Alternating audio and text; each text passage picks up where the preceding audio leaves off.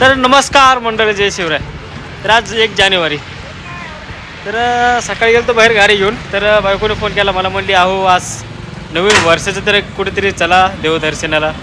हां, मग आता आमच्याकडे श्री स्वामी समर्थ महाराजांचं मंदिर आहे, दर्शन केलं आहे. आता आम्ही चाललो कुठं, चिंतामणी थिऊर गणपतीला. ह्या बागचा भाग आमचा कसं हे आमचं आहे, गालू मुलं बादशा आहे, हलनके पिल्ले हे, छोटे छोटे बारकाले पिल्ले हे. चला आता लय उशीर झालाय, कारण की अजून जायला कमीत कमी 1.5 तास लागणार आहे आम्हाला. साताने काय काय प्रवास होतोय काय काय नाही नक्की बघा मित्रांनो व्हिडिओ, आणि आपल्या चॅनलला सबस्क्राईब करायला विसरू नका. चला बाय. बाहेर निघालो की झाली अडचण सुरू. अडचणीचं आणि आपलं एक मोठं संबंध आणि एक मोठं नातं आहे, माहिती आहे ना. त्यामुळं बाहेर पडले की अडचण. तर काय अडचण आली, गॅस संपलाय. हे बघा गॅसची लाल बत्ती लागली, लाल बत्ती गॅसची लाल बत्ती लागली. आता मग गॅस तर लागणारच आपल्याला. पेट्रोल काय आपण एवढं लांब जाऊ शकत नाहीये. मग आता काय करायचं, गॅस भरायला लागणार. इथं हे नंबर जरा आलाय जवळ, 10 मिनिटं झालेत आम्ही आलो. आपल्या चिंचोड स्टेशनला टाकायचं आपण. तिथं काय झाला प्रॉब्लेम का माहित नाही. तिथं काय बॅरिगेट लावले त्यांनी, ते बंद केलाय. ते हटकून लावले का काय प्रॉब्लेम आलाय ते कळत नाही आपल्याला.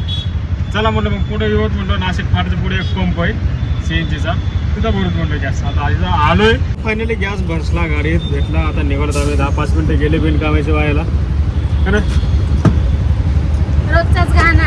रोजचा कुठं गाणं असतं का. चला आता उशीर होईल आपल्याला जायला. खूप टाईम लागला आम्हाला, रस्ता लय खराब होता त्यामुळे टाईम लागला. कमीत कमी 1.5-2 तास लागले. आमचा गालू मुलं बसता झोपला होता, आता उठलाय. तर चला आता आपण जाऊ मंदिरामध्ये. आता तर आम्ही आलो आता चिंतामणी थिऊर गणपती दर्शनासाठी. बस सिद्धू कुठे गेला, शिरू इथं. सिद्धू कुठे गेला, हा इकडे आला. हे सिद्धू हाय.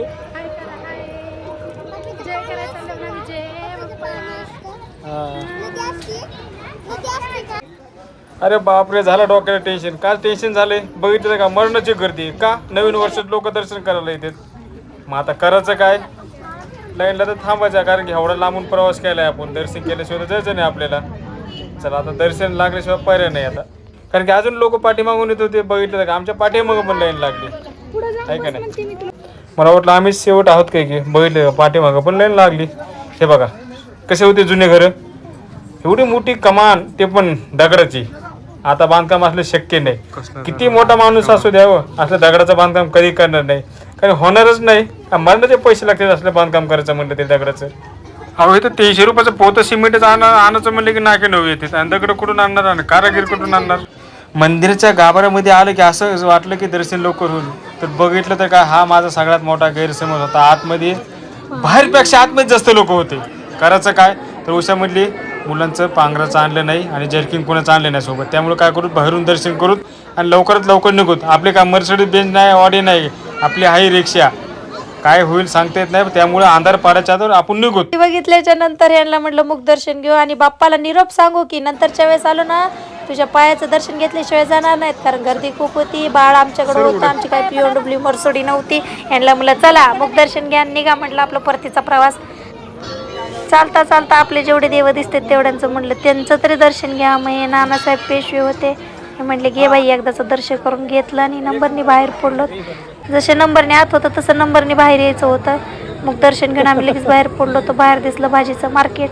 मग कुठं मोह आवरते काय, बायकांचं कसं असतंय, जिथं जाईल तिथं गोंधळच असतंय की स्वयंपाकाला लागते. यांना काय माणसांना कळत नसतंय. मग मेथीची भाजी ते बघितली होती, गावाकडल्यासारखी दिसली, पटकन घेतली आणि थोडंसं मार्केट इकडे तिकडे फिरायला लागलो. तर रसवंती दिसली. मग आमच्या पोरींना काही मोह आवरला नाही. पोरी म्हणल्या रस प्यायचा आहे, मग म्हटलं पिऊन घ्या त्यांच्यासोबत. मी पण थोडासा म्हटलं स्वाद घेऊन बघावा, मग त्यांच्यासोबत घेतलं मी बी पिऊन. आणि म्हटलं आता चला बरं उशीर होते पटकन म्हटलं, कारण तुम्हाला मगाच म्हणलेलं आहे की आम्ही बाळ आहे आमच्या सोबत, म्हणून आम्हाला लवकर निघावं लागणार आहे. आणि घरी येऊन यायच्या नाहीच, आम्हाला उशीर झालेला होता आणि आम्हाला वाटलं एवढी गर्दी नसेल. पण आता 1 जानेवारी असल्यामुळे नवीन वर्षाचं सगळ्यांनाच वाटते की नवी सुरुवात आपल्या बाप्पापासून झालीच पाहिजे. बाप्पाच काय व सगळेच देव आपलेच आहेत म्हणायला. मग आम्ही गेलो होतो गणपती बाप्पाला, आम्हाला गणपती बाप्पा पावतो. हे बघा यांची लगेच गडबड असते. यांनी काय त्यांचे शूज सोबत घेतले नव्हते, रिक्षातच ठेवलेले होते. बाळाला लागली होती भूक, आम्हाला जायला उशीर. मग आता काय चारायचं बाळाला, म्हणून त्याला म्हटलं केळी घ्या. केळी घेतल्याच्या नंतर बघून आमचं बोबडं एवढं खुश झालं का नाही. आणि खाल्ली तर किती बघा, त्यांनी अर्धीच केळी खाल्ली फक्त. बघूनच त्याचं मन भरलं होतं का काय की. शरूचं तर आमच्या तिसरंच असते बघा, तिला वाटतं रिक्षा चालवायची होती का काय की. तर घरी आलो आम्ही, मस्त अंधार पडायच्या आधी आलोच जरा. घरी आलो की माझं झालं गारव्यानी डोकं दुखायला चालू. मग काय चपात्या केल्यानंतर त्याच तव्यावर लगेच बेसन करून घेतलं, कारण मला उभारू सुद्धा वाटत नव्हतं. कारण येताना थोडंसं जास्त थंडी वाजली होती आणि मी जाताना काही नेलेलं नव्हतं म्हणून. तर मला नक्की सांगा कमेंटमध्ये आमचा व्हिडिओ कसा वाटला आणि तुम्हा सगळ्यांना हॅपी न्यू इयर. चला बाय, गुड नाईट.